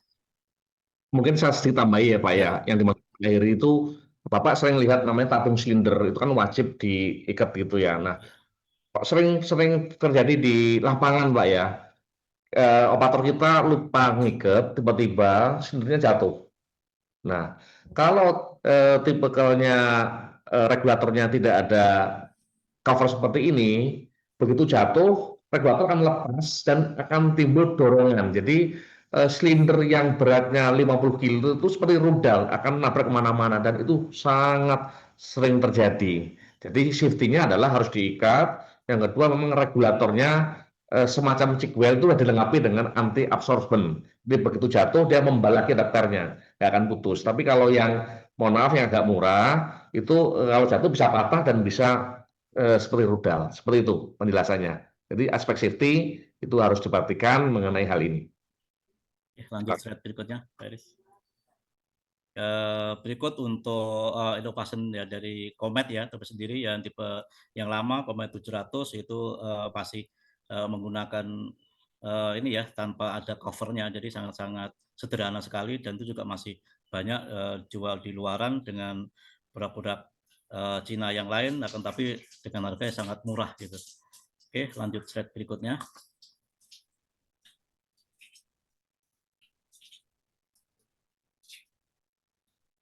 Berikut untuk yang dari Sigwell sendiri itu sangat-sangat ini ya, untuk fitur penggunanya itu sangat-sangat friendly ya. Jadi untuk kontrolnya, knop kontrolnya, warna dari regulatornya itu jadi tidak akan terjadi kesalahan ya. Knop kontrol, lever indikator di gas itu sangat-sangat jelas sekali di situ. Oke, lanjut, Pak Iris.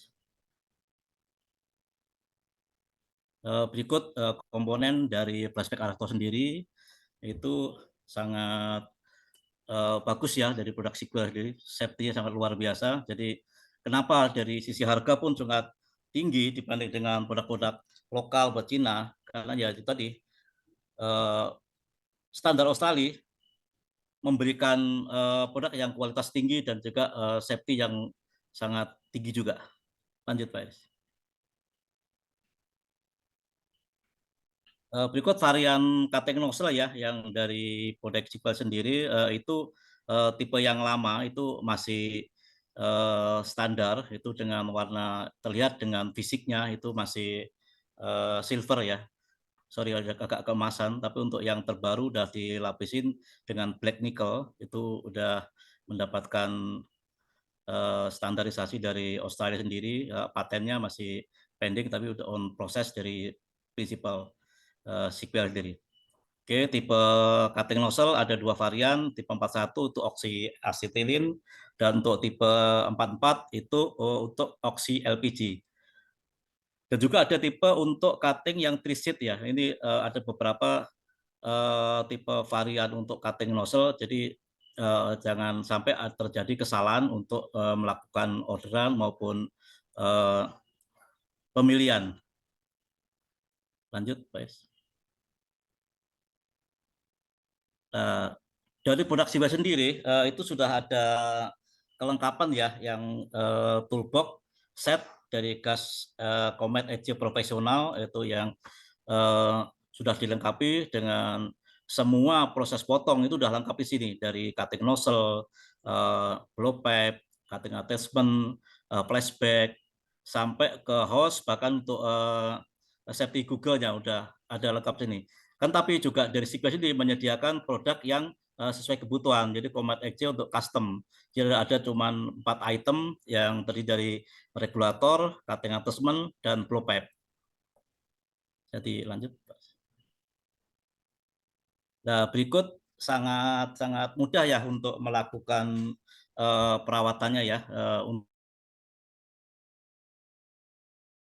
Untuk regulator sendiri itu sangat bisa dicek secara visualnya ada kebocoran atau tidak, dan juga untuk pengecekan fungsionalnya. Akan tapi untuk regulator sendiri itu ada komponen-komponen yang ada di dalamnya. Dari pabrikan itu tidak menyarankan ya untuk mengganti ke macam seal apa segala setelah dia mencapai usia sekitar 5 tahun. Itu tidak disarankan untuk mengganti sealnya. Di beberapa perusahaan besar seperti Liber dan lain sebagainya itu yang sudah berpengalaman dari teknisinya itu bisa mengganti sendiri. Akan tapi dari pabrikan Sequel ini tidak merekomendasikan untuk mengganti seal-sealnya jika terjadi kebocoran.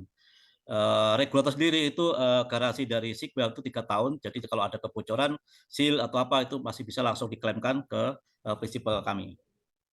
Oke, untuk flashback sendiri juga hampir sama, bisa pengecekan wheel-key-nya, cek secara visual, bahkan untuk diuji tes kebocoran juga.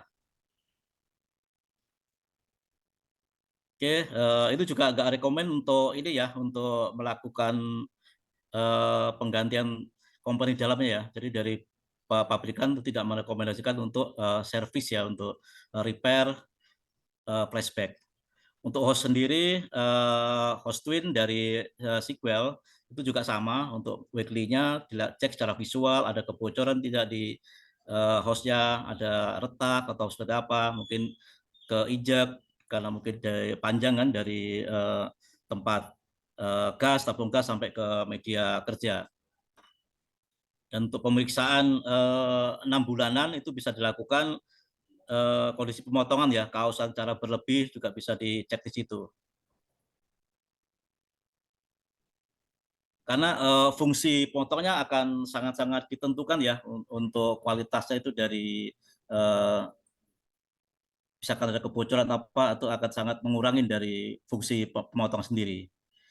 Ini untuk blow pipe and cutting-nya itu juga sama, kita cek weekly secara visual, cek ada kebocoran, dan juga untuk katup-katup kontrol itu juga bisa dilakukan pengecekan secara kontinu ya, setiap 6 bulan sekali atau seperti yang lainnya. Di komponen blow pipe dan cutting atas tersebut itu juga ada beberapa variabel kecil yang perlu diperhatikan, dan itu juga dari Sequel sendiri tersedia untuk part kit dari blow pipe maupun cutting atas tersebut.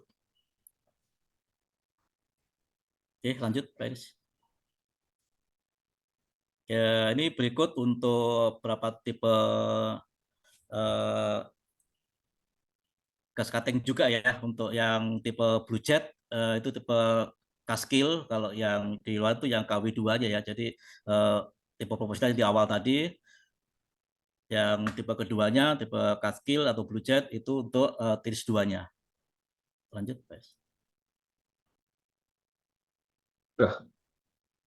Habis mungkin cukup seperti itu Bapak semua. Jika nanti ada pertanyaan-pertanyaan bisa langsung disampaikan di Zoom ya. Terima kasih Om Lamhot, Om Sabto, dan Pak Iris. Oke Pak Heri, terima kasih atas pemaparannya, luar biasa sekali pemaparannya. Jelas ya, jadi mulai saya penting itu namanya di satu dari pekerjaan ini. Ini kita sudah selesai pemaparan dari Pak Heri dan Pak Heri, jadi kita memasuki ke sesi tanya jawab Pak ya, sesi tanya jawab. Ini Bapak Ibu bisa langsung raise hand apabila ada yang mau bertanya langsung live sini, atau juga lewat chat. Tadi ada satu pertanyaan kayaknya dari Jack Perry. Mungkin saya beri kesempatan dulu yang mau raise hand, mau live. Ini siapa tadi Bapak ada tanya kayaknya mau bertanya secara live. Oke, sambil nunggu yang mau tahu, ada Pak Budi Purwanto. Bisa Pak langsung Pak, monggo Pak. Kalau bisa live cam Pak, biar kita saling internal lah ya. Monggo Pak. Oke, selamat malam semuanya. Sorry, Selamat kameranya malam, Pak. agak gelap ini jadi nggak kelihatan ya. Oke, saya turunkan tangan dulu. Suara saya terdengar jelas ya, Bapak-Bapak? Sangat jelas, Pak. Lanjut, Pak. Oke, terkait dengan presentasi yang dibawakan ya, untuk yang oksiasetilin.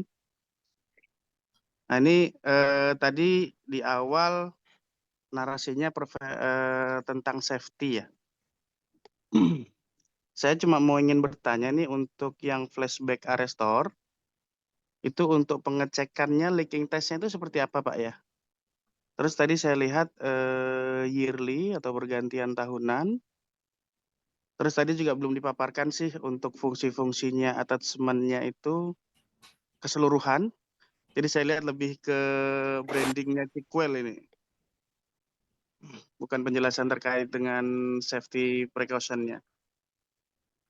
Oke, pertanyaannya mungkin itu satu dan masukannya tadi ya terkait dengan presentasinya. Terima kasih Bapak-Bapak.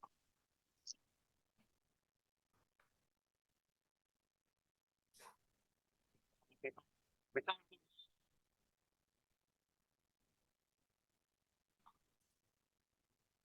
atau ditanggapi boleh. Silakan Pak. Dari satu Pak Edi.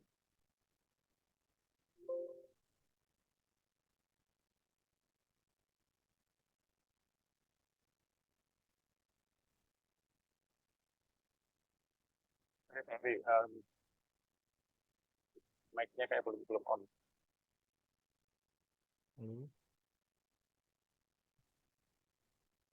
Oke, terima kasih Pak Budi ya.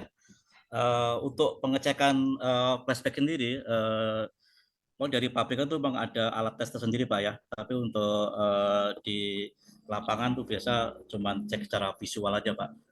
Jadi ada kebocoran atau tidak. Jadi kalau untuk alat tes khususnya itu dari pabrikan sendiri yang ada Pak. Jadi nantinya mungkin kita beberapa bisa di banyak di share di YouTube atau yang lain sebagainya Pak. Tapi untuk alat tes sendiri di kami itu tidak ada Pak, baru secara visual aja. Makanya dari pabrik banyak yang nggak merekomendasikan untuk melakukan repair baik itu regulator maupun flashback tersebut.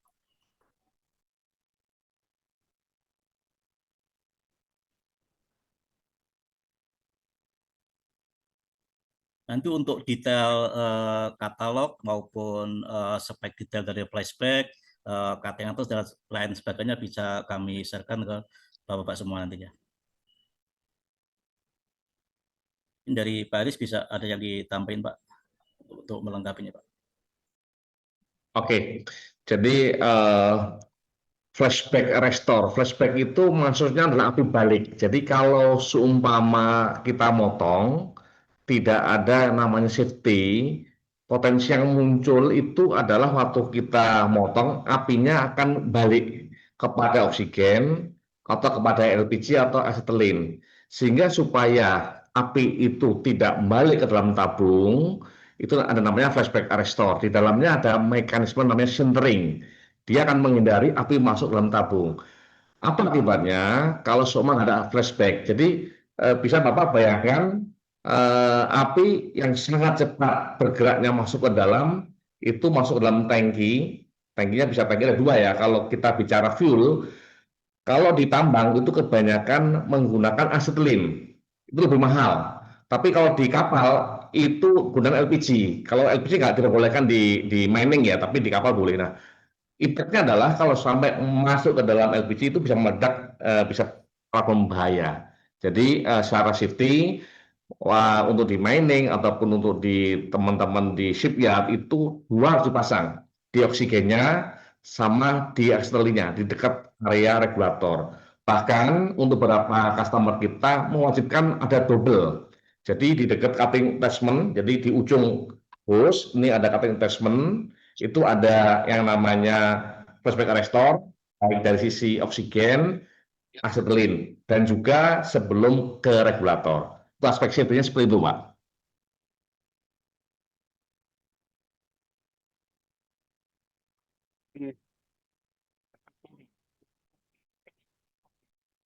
Dari Pak Budi, apakah ada pertanyaan lain? Oke, mungkin itu tadi penjelasan terkait fungsinya ya. Terima kasih Pak Aris. Pak siapa tadi? Pak Miki ya. Oke, untuk fungsinya clear tadi Pak. Yang saya tanyakan tadi terkait untuk pengecekannya saat di lapangan ini.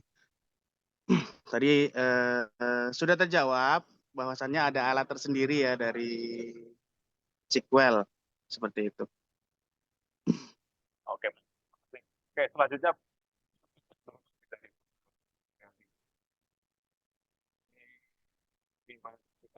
lima ribu 2018 dari manajemen kita salah satu strategi adalah Iya.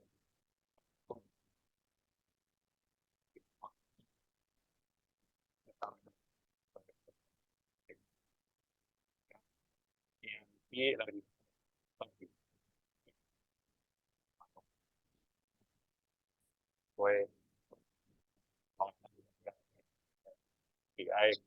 Suaranya nggak kedengeran, Pak. Bisa di itu, Pak. Oh ya, Pak Feryaldi menanyakan mengenai efisiensi produk dari ESAP terhadap penghematan energi listrik dari chat itu, Pak. Oke. Saya ulangi Pak pertanyaannya. Jadi efisiensi energi produk ESAP begitu Pak ya. Oke, mungkin Ya. yang bisa saya sampaikan bahwa yang sangat kritikal kalau kita bicara fabrikasi adalah welding machine. Kita ada welding machine yang namanya fabrikator, itu multiproses ya. Kalau zaman dulu menggunakan trafo energinya luar biasa tinggi, tapi kalau sekarang pakai modelnya inverter itu rendah. Kebutuhan energi itu sekitar 40% dibandingkan trafo, Pak, untuk yang model inverter. Dan yang kedua ada feature-feature yang low energy. Jadi kalau mesin las biasanya kalau dipakai ngelas apa tidak, kebutuhan powernya masih sama. Tetapi kalau untuk ESAP ini yang tipenya kelas menengah, pada saat idle itu konsumsinya turun. Jadi penggunaan ampere turun, PCB, MCB nggak absorb yang namanya energi, bahkan kipas anginnya itu bisa steady.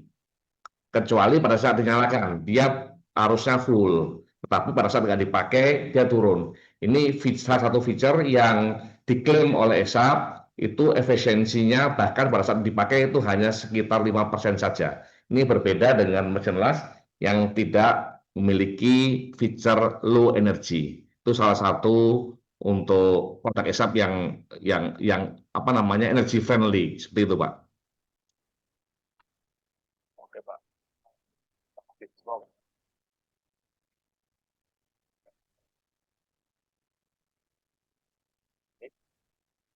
Oke, selanjutnya ke Pak Latif yang lesen. Pak Latif, monggo Pak Latif. Oke, Bapak Sabto, Pak Yari, matur nuwun untuk waktu dan pertanyaannya.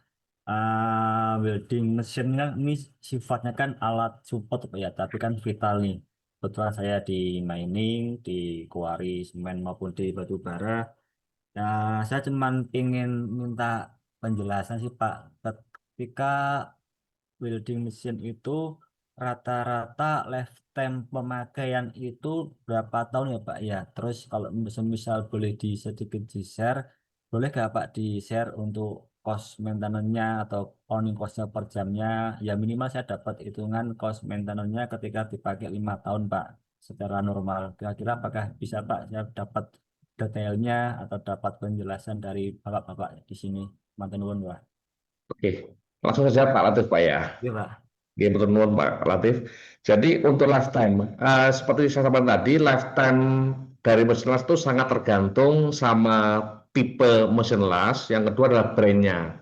Kami pernah punya ngecek ke beberapa customer kami, itu mesin las ESAP yang modelnya trafo itu bisa sampai 35 tahun, Pak. Sampai bosen orangnya, sampai dicat sendiri, sampai warnanya berubah semua. Kenapa kok bisa awet? Karena sederhana, trafo. Hanya kabel power, trafo, dan sebagainya. Tapi itu zaman dulu.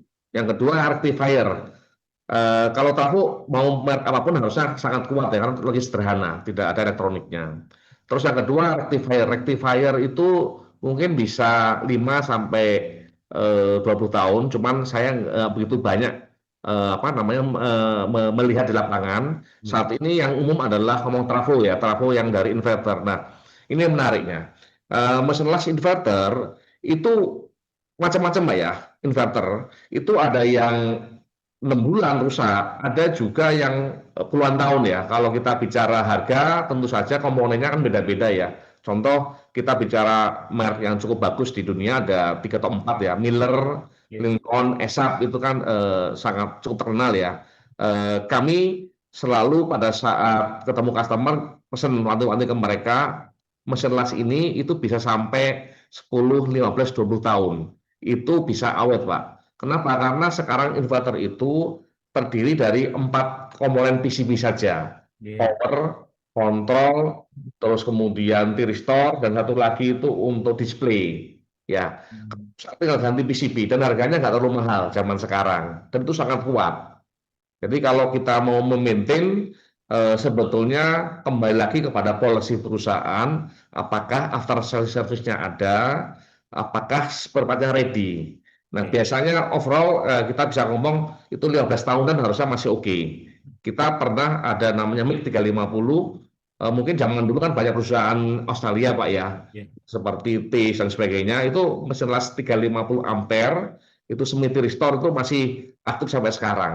Itu kita bisa repair. Dan kalau rusak itu hanya ganti mungkin 50.000 doang. Satu diodo yang kita ganti itu yang paling sering rusak, ganti sendiri juga bisa, kita bisa ajarkan. Itu 15 tahun masih oke. Nah, itu yang mesin-mesin tadi ada brand yang bagus. Ada juga mesin-mesin las yang Cina mungkin agak lebih cepat rusak. Karena apa? Karena PCB-nya itu tidak diinsulasi. Jadi kalau semua dia nyedot angin, anginnya ada debu, kemudian langsung terpapar sama PCB. Nah, debu PCB itu yang bikin short, itu yang bikin rusak. Jadi kalau PCB-nya kelas 1 terlindungi dari semacam resin, terus kemudian angin pendinginan PCB itu lewat terowongan, jadi konstruksinya berbeda. Nah, kalau dia pakai terowongan nggak ada debu itu bisa awet Pak, mau 5 tahun, mau 10 tahun bisa. Tapi kalau yang murah-murah kan nggak pakai semacam terowongan ya, langsung angin di belakang nyedot debu supaya pendinginan itu dia mengenai PCB boardnya itu cepat rusak Pak. Dan tergantung sama operatornya. Kalau dia jorok, naruh di bawah, kena percikan air, muncrat masuk ke dalam, itu pasti cepat rusak. Pengalaman saya, bahkan ESA pun kalau dia bersihkan lantai, nyemprot masuk ke dalam juga short juga. Nah, itu sangat kasuistik. Itu last time. Jadi Bapak bisa punya pegangan, kalau Bapak beli mesin las harusnya paling nggak 10 tahun, 15 tahun awet. Mesin las harganya murah Pak. Dari yang mulai 2 juta sampai Puluhan ya. 500 juta juga ada gitu, tergantung Bapak pilih yang mana, termasuk tipenya ya. Kemudian owning cost-nya berapa? Owning cost itu gambarannya kalau bicara mesin las, itu yang paling mahal itu adalah bicara consumable yang sering dipakai. Consumable itu adalah yang namanya welding tip. Itu harganya cuma 10 ribuan, Pak. Kalau patternnya nggak jorok, itu bisa 2 minggu baru ganti. Hanya welding tip sama nozzle saja itu yang diganti. Jadi kosnya sangat murah, nggak mahal. Ya per bulan mungkin kalau mesin lasnya harga 50 juta ya Bapak paling nggak keluar 500 ribuan untuk biaya consumable dan consumable Pak yang paling gede. Kalau maintenance bisa dikatakan relatif lebih awet. Seperti itu kira-kira Pak. Nah, ya Pak sedikit apa ya kita feedback Pak nggih. Kalau yang mesin las canggih kan yang apa yang metodenya sirkuit elektron itu kadang memang Pak ya rentan dengan debu, dengan lembab Pak ya. Memang sih Pak kita ditambangkan pasti ya pastilah dengan hujan, lembab, debu, angin kan pasti ya. Memang sih Pak kita sih ada 2-3 mesin las Pak di sini. Ya kita juga pengen sih Pak minta compare atau mungkin minta pandangan secara luas Pak ya ketika kita menggunakan mesin las itu ya bagaimana sih cara memaintain yang best praktisnya Pak gitu Pak ya. Kadang kita kan banyak welder Pak ya, welder satu dengan tipikalnya mungkin keras atau mungkin lembut, yang satunya lagi ya kadang ya agak-agak popoy mungkin ya. Jadi kita harus punya nih benchmark-nya ketika kita invest mesin las itu ya harapan sih lifetime tinggi dan ya mungkin ketika memang Bapak info tadi consumer punya nggak aja 50 juta consumable 500.000 ya mungkin sih masih masuk di Pak nggih. Iya. Itu sih Pak masukannya. Ada nuwun Pak. Cukup Pak. Oke. Cukup Pak, ada nuwun. Untuk tanya lagi Pak ya, tanya lagi yang berarti dari Pak Yogi, silakan Pak Yogi, jelaskan dan Yogi Sabto. Oke, terima kasih Pak Sabto. Mohon maaf ya, saya tanya 2 kali ini. Pak Haris, sesuai temanya ya, di mining. Nah, di mining ini tidak lepas dari proses yang namanya penggojingan ya. Nah, di proses penggojingan ini membutuhkan ampere yang tinggi, habis itu dengan durasi yang cukup lama. Di beberapa brand saya sering menemukan mau Miller, Lincoln, ESAP setelah digunakan untuk menggojing, mungkin agak sering ya. Itu saat digunakan untuk pengelasan SMAW atau pengelasan metode lainnya, ampernya ini tidak stabil. Nah, yang mau saya tanyakan ini preventive action-nya mungkin dari masing-masing brand atau yang brand yang Bapak kuasai ya. Untuk mencegah hal itu terjadi itu gimana Pak caranya Pak? Oke. Oke, baik Pak Budi, pertanyaan yang sangat bagus ya, dan ini memang menjadi concern buat teman-teman mining karena untuk Gojing itu biasanya pakai engine driven. Engine driven tuh harganya 600 jutaan, bisa sampai 1 miliar. Dan kalau sampai rusak itu komponennya bisa 50 juta, 60 juta. Engine driven, jadi itu menjadi cost yang sangat besar buat teman-teman fabrikasi di lapangan. Nah, mengenai penggunaan Gojing, Gojing itu sebetulnya yang disarankan itu harusnya minimal 600 ampere. Banyak teman-teman yang ampernya 500 ampere itu dipaksakan. Mesin las itu ada namanya dirty cycle. Dirty cycle 60% 500 ampere, artinya dia boleh ngelas pakai 500 ampere hanya 6 menit saja. 4 menitnya harus istirahat dulu. Itu dirty cycle. Makin tinggi ampernya, data cycle sampai 60%, kalau ngejar 500 ampere itu bisa 100%. Contoh begini, kebanyakan teman-teman punya mesin las 600 ampere, data cycle-nya 60%. Artinya, dia boleh dipakai selama 10 menit itu maksimal 360 ampere. Nah, 360 ampere itu saran saya menggunakan karbon gojing yang 6 mili saja. Jangan dipasangkan 8 mili, 10 mili, atau 12 mili. Karena kalau pakai 8 mili, ampernya harus tinggi. Ampere tinggi, dia harus istirahat. Jadi, Pak, saya punya 600 ampere saja, Pak. Bagaimana supaya awet? Jangan memaksakan mesinnya. Gunakan 6 mili aja, itu harusnya kalau katakanlah 350 ampere, 6 mili bisa. Itu dirty cycle-nya 100%, itu pasti awet. Tapi kalau kita sering pasangkan, melewati dirty cycle, itu akan kena OGV-nya. OGV-nya akan sering kena dan itu akan nggak stabil. Jadi kebanyakan orang supaya menjaga mesinnya awet jarang yang menggunakan karbon gojing 8 mili atau 10 mili. Jadi di bawahnya 6 mili. Yang penting mesinnya awet. Satu itu. Yang kedua, untuk kontrol penggunaan itu sangat tergantung dari consumable. Kadang-kadang dari warehouse itu ordernya 8 mili, 10 mili dipasarkan. Ya udah pakai itu. Nah, harusnya pakai 6 mili. Seperti itu, Pak. Nah, salah satu cara menjaga jangan order yang gede, 6 mili cukup, mau karbon gojingnya Archer ataupun apapun itu. Yang kedua, coba untuk pisahkan mesin las gojing, ya mesin las gojing jangan dipakai, untuk yang pengelasan dipisahkan dengan mesin yang gojing. Bayangkan gojing 600 juta. Nah, sekarang itu sebetulnya kalau Bapak pisahkan bisa lebih murah, Pak. Ada yang namanya mesin las khusus gojing, itu harganya cuma 35 juta. Itu menggunakan MMA 630 ampere hanya 30 juta. Bapak daripada menggunakan engine driven harga 600 1 M gitu ya, dipakai untuk gojing, begitu gojingnya udah selesai ngelas biasa rusak. Sekali rusak bisa 50 juta 60 juta, mending seperti itu. Bahkan kami selalu memberikan simulasi, memberikan presentasi teman-teman kalau seumpama ngerjakan di lapangan, jangan gunakan engine driven, itu hanya spesial. Jadi kalau Bapak punya engine driven banyak, itu nggak efisien, ada something wrong di sana. Solusinya apa? Solusinya Bapak lebih bagus beli genset 1 harga 200 juta, mesin lasnya 50 juta udah cukup. Jadi dengan modal katakanlah hanya 400 juta, Bapak bisa punya 4 mesin las untuk mengerjakan dalam body. Kalau Bapak gunakan mesin las engine driven itu butuh sekitar hampir 2M, 3M. Jadi saya selalu mengedukasi customer supaya efisiensi itu mencoba menghindari engine driven. Jadi gunakan mesin las elektrik saja. Itu poinnya ya. Saya ulangi lagi, yang pertama adalah batasi diameter dari karbon gojing. Yang kedua, jangan gunakan di bawah 600 ampere untuk gojing, itu pasti akan kena OCV-nya di mana-mana. Pasti Pak, Bapak kalau rusak, udah rusak, mahal sekali. Minimal 650 ampere atau 750 ampere, Bapak gojing 10 mili, 24 jam juga nggak ada masalah. Karena datu cycle-nya sudah cukup kuat, sudah cukup tinggi dibanding yang dibutuhkan. Dari penjelasan saya, apakah ada tambahan lagi atau ada yang belum jelas, Mas Budi? Oke, Jelas, saya jelas kira-kira sekali Pak Haris. Terima kasih Pak Haris. Oke, Pak Budi. Nah, tadi Pak Jawabannya. Yogi masih on cam tadi, mau raise hand satu lagi, Pak Yogi.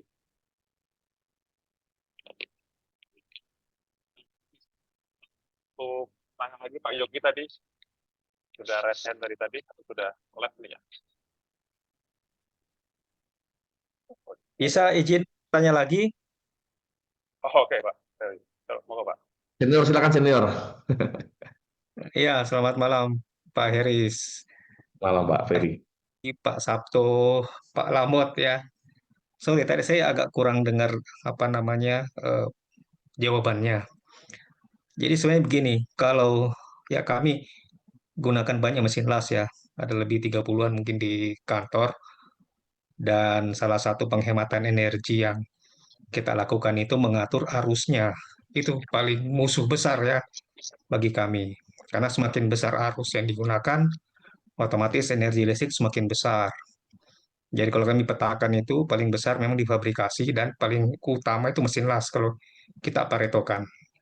Nah, terkait pertanyaan saya tadi itu gini, jadi kebanyakan mesin las kami manual, sehingga agak susah menentukan, misalnya gini ya, tadi sedikit disinggung sama Pak Heris misalnya, tadi waktu menggunakan yang 8 mili, itu pasti arusnya semakin besar, otomatis akan semakin besar listriknya ya, karena arusnya ampere kali voltage itu watt jadi besar ya. Cukup gunakan misalnya yang 6. Nah, itu kurang lebih sama dengan yang di kami punya. Jadi bagaimana caranya misalnya ketebalan platnya sekian mili misalnya itu cukup menggunakan arus yang sekian ampere. Karena kebanyakan ada juga nih yang welder yang nakal ya. Biar cepat ya dia arusnya dia ndak atur ya. Begitu besar udah dia potong saja gitu. Jadi kadang kalau tadi hasilnya ada yang bulat karena arusnya kurang atau arusnya yang bagus jadi agak merata. Nah, itu yang kita kontrol di ISO 50001. Jadi kita kasih target bagaimana caranya supaya mesin itu benar-benar efektif digunakan dengan tercapainya energi yang lebih efisien. Nah, pertanyaan saya itu apakah mesin ESAP misalnya atau Chickwell atau Miller atau lainnya itu dia menggunakan ada semacam otomatis misalnya dia kita tinggal masukin pipanya misalnya atau platnya sekian mili, dia otomatis akan menentukan berapa arus yang akan digunakan sehingga tidak menggunakan manual karena kebanyakan dari kami itu menggunakan manual. Jadi kami berdasarkan beberapa perhitungan akhirnya kita garisin lah di mesin las itu untuk plat sekian menggunakan sekian, jadi kita bikin tabel. Gitu Pak Heris. Kalau misalnya ada dari ESAP misalnya yang sudah bisa melakukan secara otomatis itu berarti sangat baik bisa digunakan untuk penghematan energi. Mungkin itu maksudnya. Baik.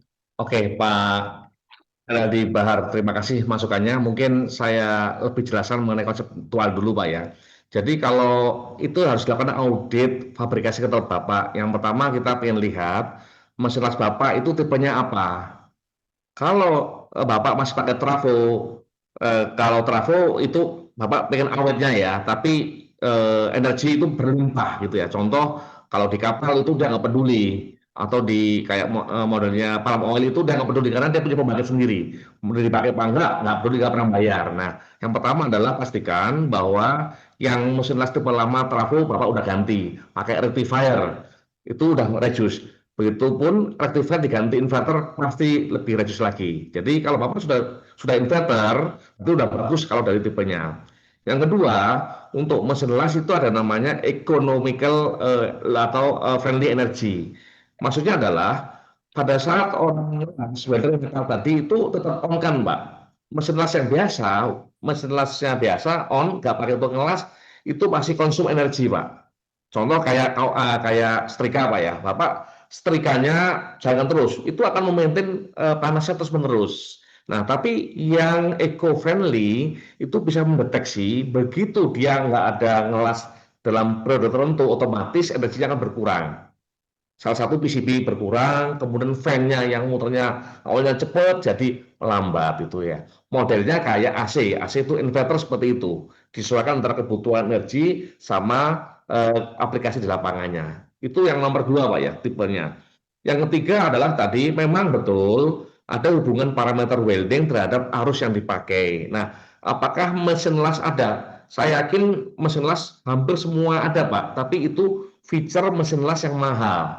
Mau ESA, mau Ciguel, mau Lincoln, mau Cina pun yang bagus juga ada, Pak. Yang mahal juga ada.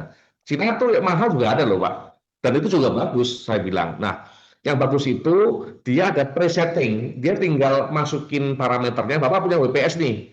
Apalagi kalau punya Pak Feradi Bahar kan ngerasa kan matanya hanya tertentu saja nih. Bapak masukin presetting. Nanti begitu masuk tinggal di display, tinggal dilihat matanya apa, mild steel, stainless steel tebelnya berapa sudah, dia otomatis langsung menyesuaikan ampernya sesuai yang disetting.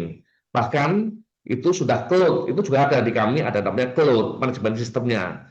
Bapak punya WPS, Bapak bisa monitor di webnya, dilihat nih berapa ampere ini, jam segini, ampernya segini dan sebagainya. Bapak bisa analisa di sana. Paling enggak Bapak bisa punya data akuisisi yang diambil, di collection, dianalisa, analisa itu dijadi informasi untuk melakukan tindakan perbaikan. Seperti itu, Pak. Jadi, Bapak kalau bersedia, kami bisa support untuk bantu mengaudit di tempat Bapak. Kira-kira seperti itu, Pak Ferry. Ya, satu lagi Pak, mohon izin Pak Sabto kalau diperkenankan.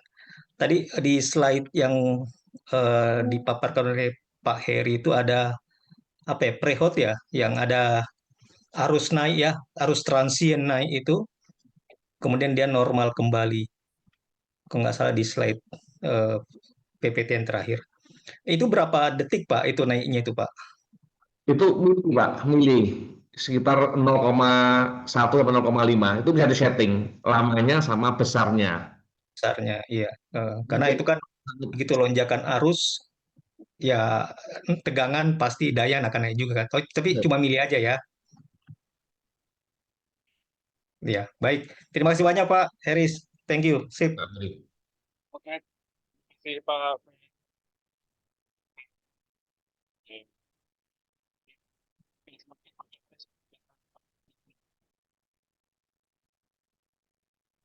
Tidak ada suara, Pak.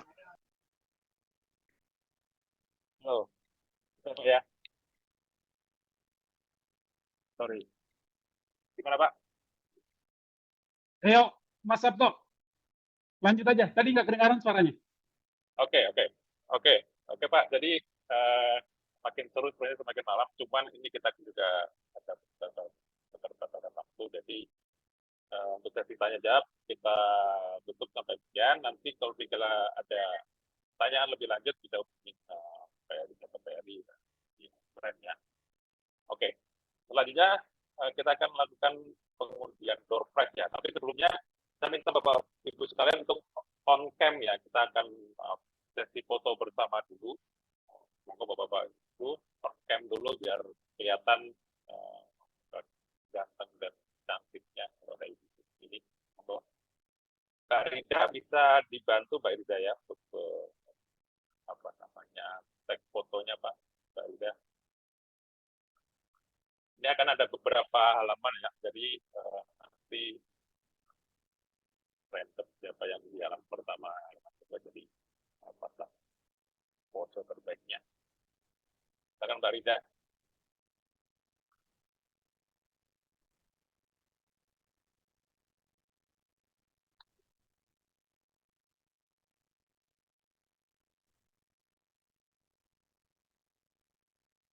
Kasih aba-aba, Rida.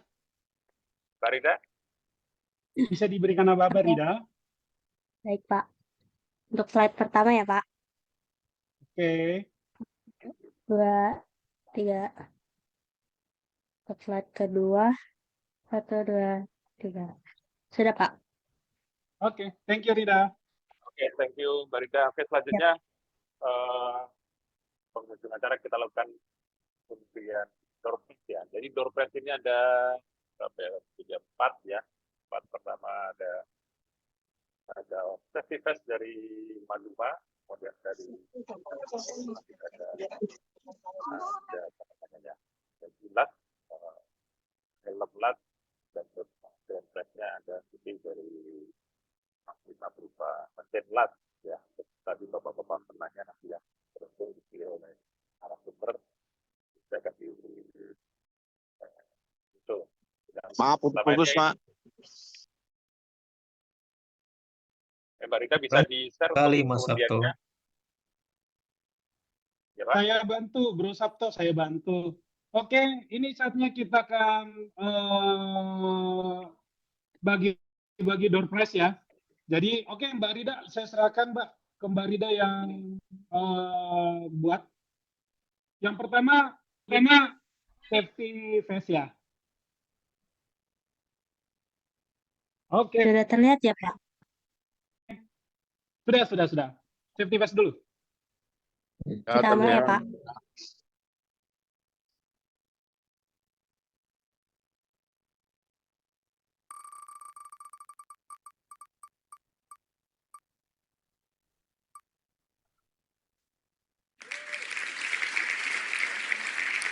Oke, selamat buat Bro Lito Darmawan ini. TBN.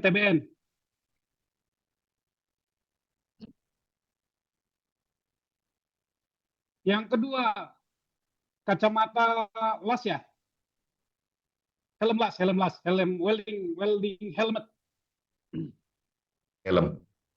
Ya, helm welding helmet.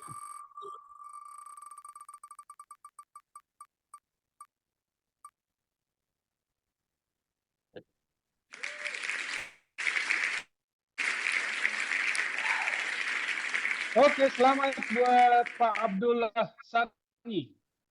Sekarang jaket ya, Pak Heris ya. Jaket las. Oke, jaket las. Oke.